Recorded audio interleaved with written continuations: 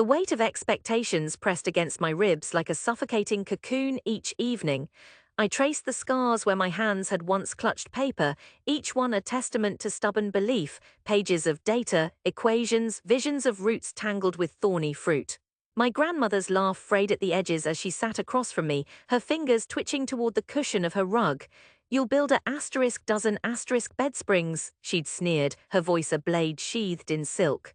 "What's that worth for a dream?" The room hummed with the scent of cumin and disdain, yet I felt no heat, only the hollow ache of a question posed too late. What if I'm wrong?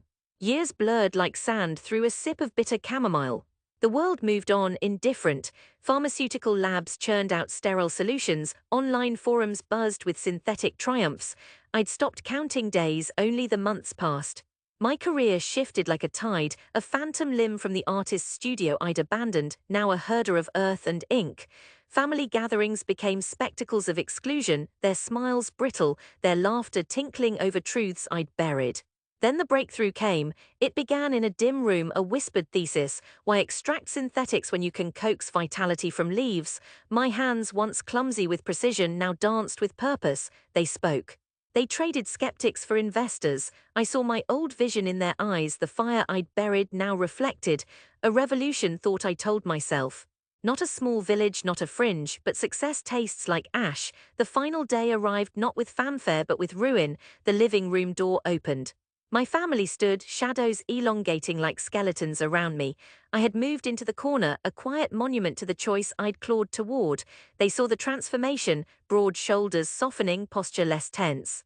Their initial glare crumpled into questions. "You talk about asterisk heritage asterisk," someone muttered, uneasy. "As if it's asterisk still here." The words hung heavy, ancient. What followed was a labyrinth of silence.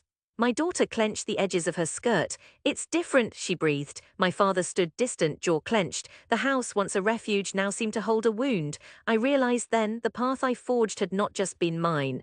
It had carved a garden for yours to tend.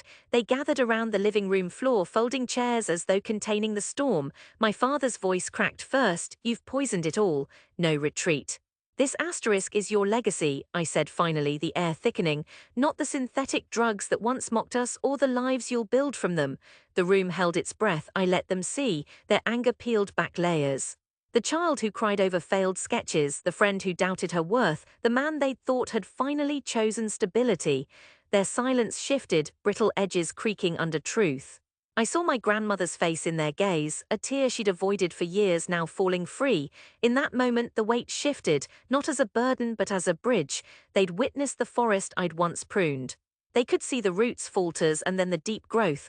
They didn't reconcile instantly, not yet, but the admission hung like a stone in the room. Yes, I am still here.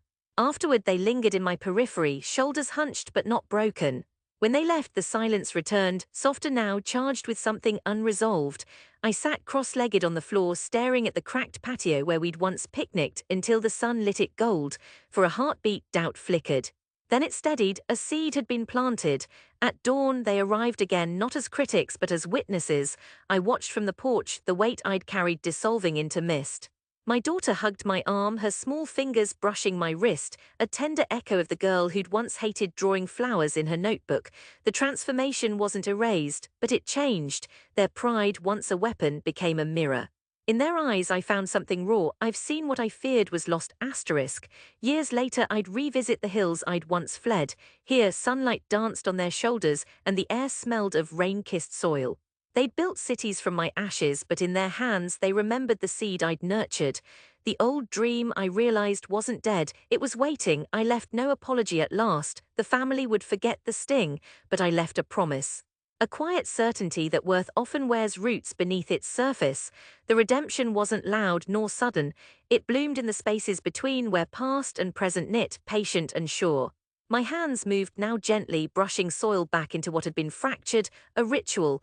No grand declarations, just certainty. They'd earned a different kind of apology, and beneath it I found my own.